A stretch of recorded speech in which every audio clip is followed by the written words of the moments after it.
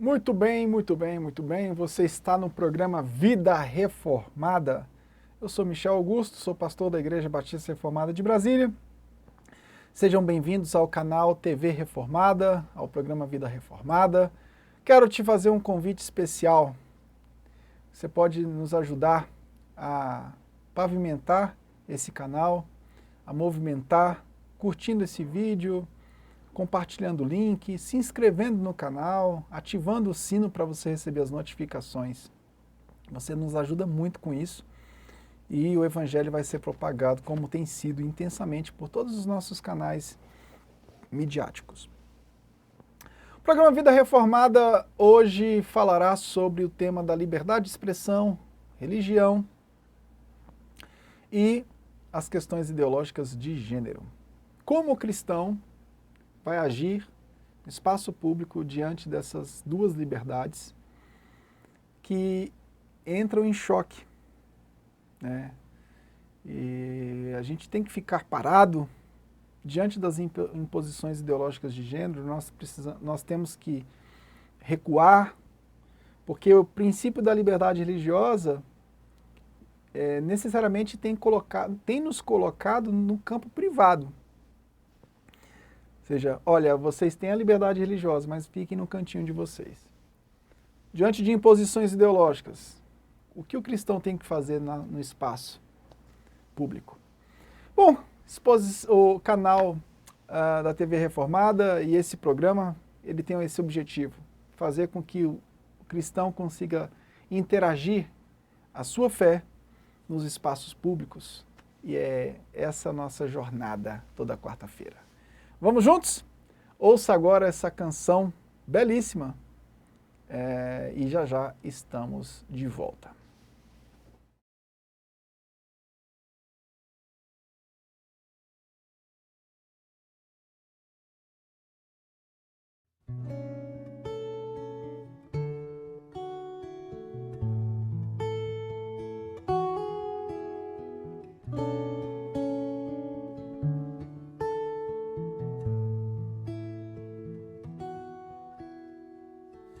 I am a sinner,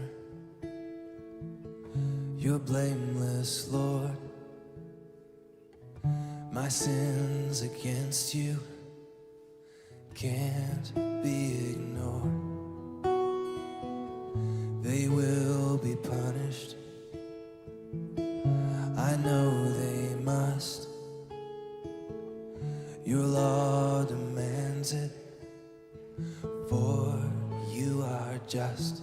If you would count everything that I've done wrong, who could stand? But there's forgiveness with you, God. Have mercy on me, have mercy on me. A broken and a contrite heart you won't turn away. Have mercy on me, have mercy on me. Because of your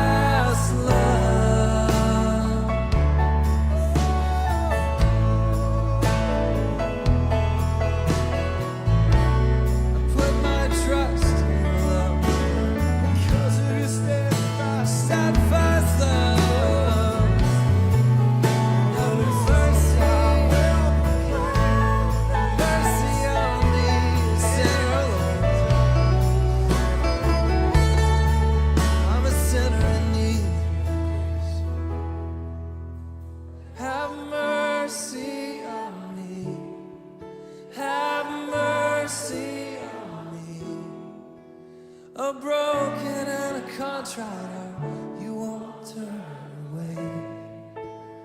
No, have mercy on me. Have mercy on me. Because of your steadfast love. Because of your steadfast love.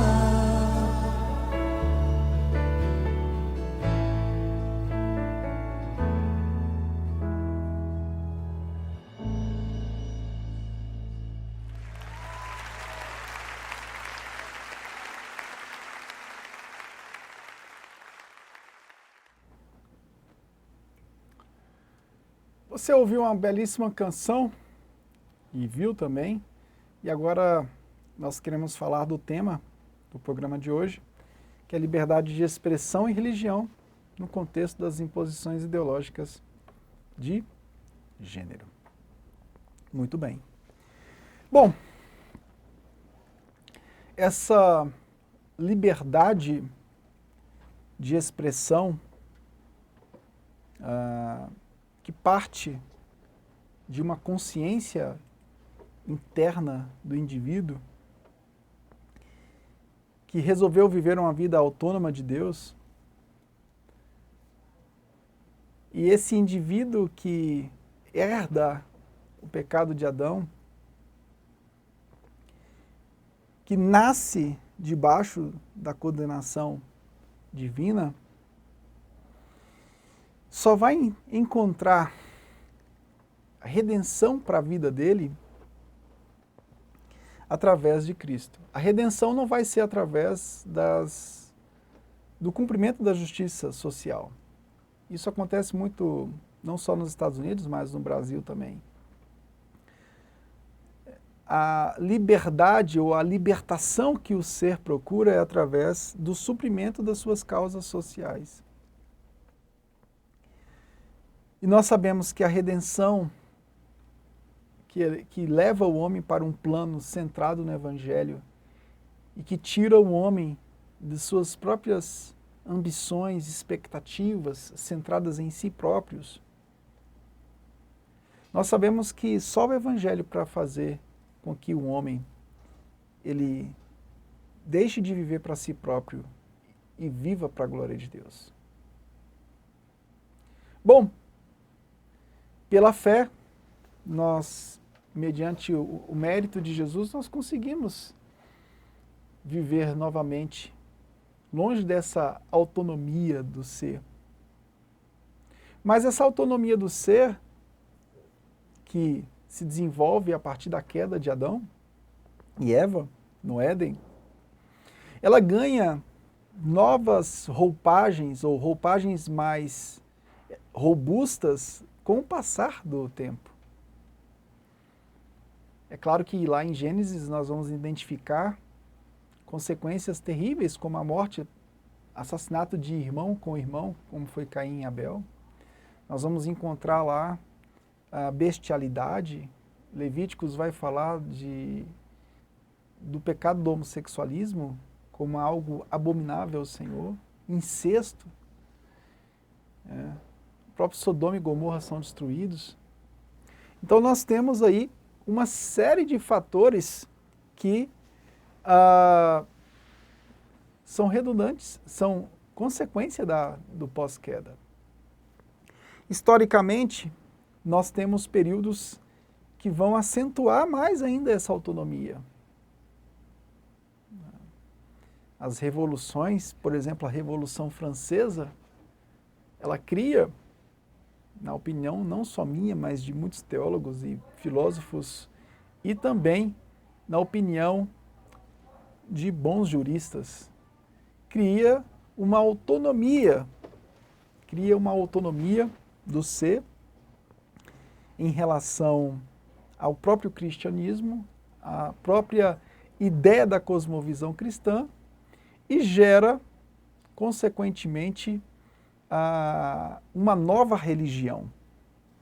Quando a gente observa as declarações de direitos humanos que acontecem tanto nos Estados Unidos, na França, que se consolida em 48 e se espalha pelas constituições do mundo inteiro, a gente vai observar que, embora tenha sido necessário no mundo pluralista e diverso a instauração de uma ordem comum, essa ordem comum foi muito baseada em direitos amplamente subjetivos, direitos individuais aos extremos. E o que a gente está vendo hoje nada mais é do que um crescimento exacerbado desse subjetivismo e desse individualismo que não tem fim. O individualismo não tem fim. E nós estamos aqui vivendo em sociedade, e o direito, o Estado, a política tem sido usado, eles têm sido usados para chancelar tudo o que é a situação de gênero, questões sexistas, e não só a chancela jurídica disso que a gente está observando, mas imposições disso tudo. Bom, o que fazer? Primeira coisa que a gente tem que entender, a liberdade de consciência, a liberdade de expressão, que tem origem na liberdade de consciência, ela não deixa de ser religiosa. Quando a gente analisa a liberdade religiosa, a gente imagina que a religião está somente em ambientes que se dizem religiosos. Mas a liberdade de expressão, seja ela religiosa ou sexual, ela possui uma carga religiosa. Existe um contexto religioso, porque o que identifica um fato religioso, conforme diz o Albert Mathies, não é simplesmente a ideia do sobrenatural, mas ideias concebidas, mesmo que totalmente humanas e autônomas, elas podem ser caracterizadas como crenças.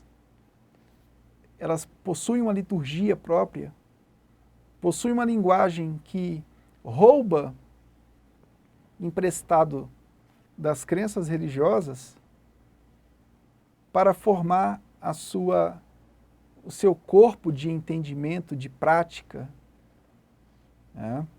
Então, não é necessário simplesmente a crença no sobrenatural para que algo seja considerado como religioso. Então, o que a gente está vendo hoje das liberdades de expressão sexistas no âmbito das ideologias de gênero, nada mais é do que expressões religiosas, humanas. E diante dessas expressões, o que fazer? Porque nós seremos sempre colocados no cantinho da obediência. O cristão, diante da sua liberdade de religião, ele sempre vai ser colocado para exercer essa liberdade de religião no espaço privado, no espaço interno. Enquanto outras pessoas estão se expressando lá fora e dizendo que essas expressões não são religiosas, mas nós sabemos que são religiosas,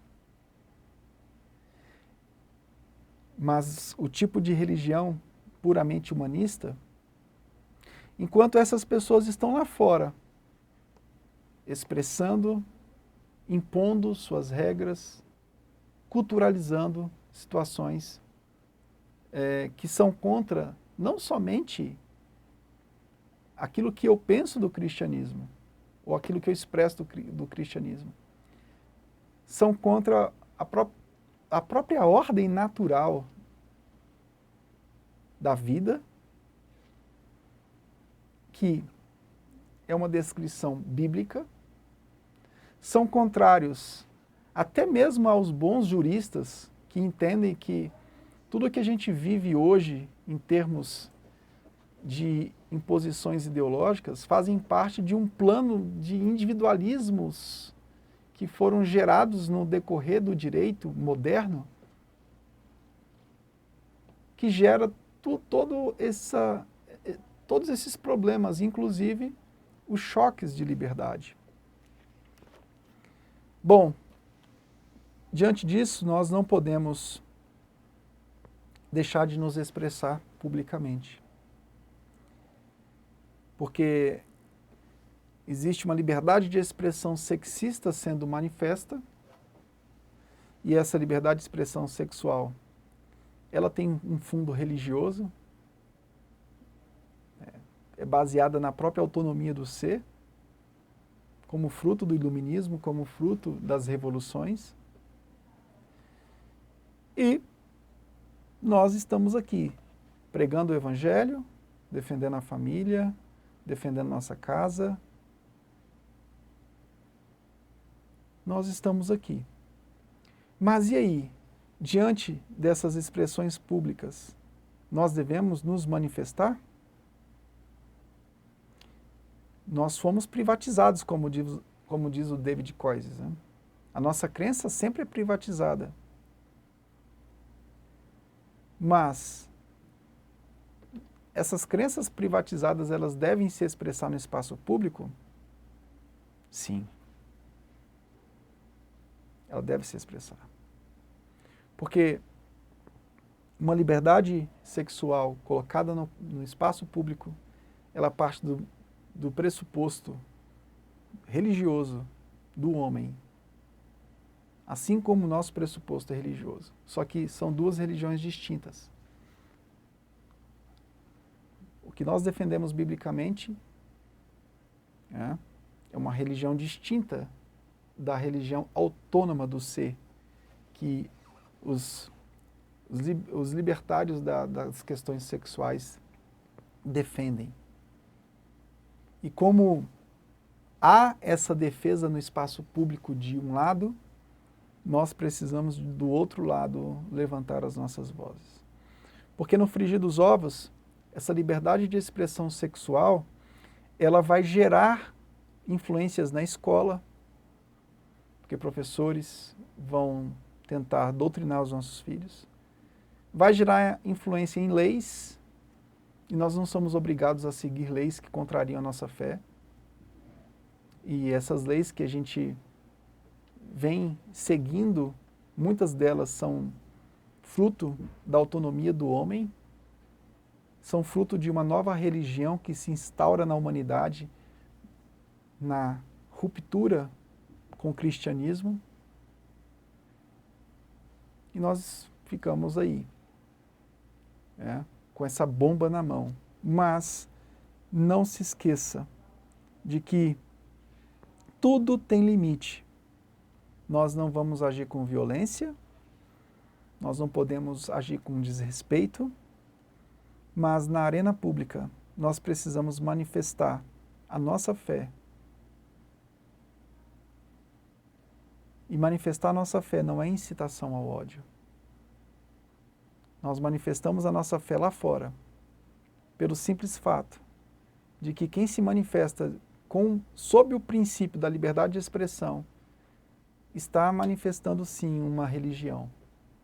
Nós não sabemos ao certo que religião que é, mas nós sabemos que existe uma ligação com a própria autonomia do ser, que não deixa de ser religiosa. Mesmo que não seja transcendental, mesmo que não seja baseado no divino, mesmo que não seja baseado no Filho de Deus, é uma religião, porque ela tem uma linguagem religiosa. Não deixe de pregar o Evangelho. Se for possível, você pode ser até preso, mas não permita que a cultura seja moldada por expressões que vão contrariar a sua fé, que vão perverter a sua família, que vão desculturalizar a sua família. O Estado não pode servir para dar suporte a tudo que é liberdade individual, e principalmente quando essas liberdades individuais elas afrontam outras liberdades. Eu acho que a gente tem que pensar de um modo geral. O governo tem que governar para todos e ele não pode tentar legislar a moralidade dos entes que ele está governando. Quando leis que são propostas, que a gente tem visto leis que são propostas nesse sentido, elas são leis bem complexas, porque elas estão legislando acerca de algo que não diz respeito a todos os grupos. Eu tenho sérios problemas com o direito moderno nesse sentido. E nós, como cristãos, precisamos tomar muito cuidado, porque aquilo que tem uma expressão pura do direito, na verdade, tem se transformado numa culturalização da sociedade. É mais do que um direito. Na verdade, é a figura daqueles que se consideram oprimidos pela história e agora precisam subverter a identidade sexual, precisa dominar e passar de oprimido para opressor. E o Evangelho vai muito além de tudo isso. Mas nós precisamos, sim, na arena pública, entender que as nossas manifestações não são simplesmente e não podem ser encaradas como homofóbicas, nem como incitações de ódio. Mas são expressões públicas, como as outras também são expressões públicas. A nossa expressão pública é carregada do discurso do divino descrito na palavra de Deus, que se consuma em Cristo Jesus como Redentor, e o outro discurso também é um discurso religioso, mas é um discurso religioso baseado na autonomia do ser. Então, se há um discurso religioso lá, o nosso também tem que entrar em ação. Essa é a regra. E nós fazemos isso não por guerra, mas por entendermos que quanto mais nós nos afastarmos dos espaços públicos, mais esse mundo será secularizado. E, consequentemente, os afetados serão os nossos filhos. Pense nisso. Entenda que a fé cristã, ela é privada, mas também ela é pública. Que Deus te abençoe, no nome de Jesus. Amém e amém.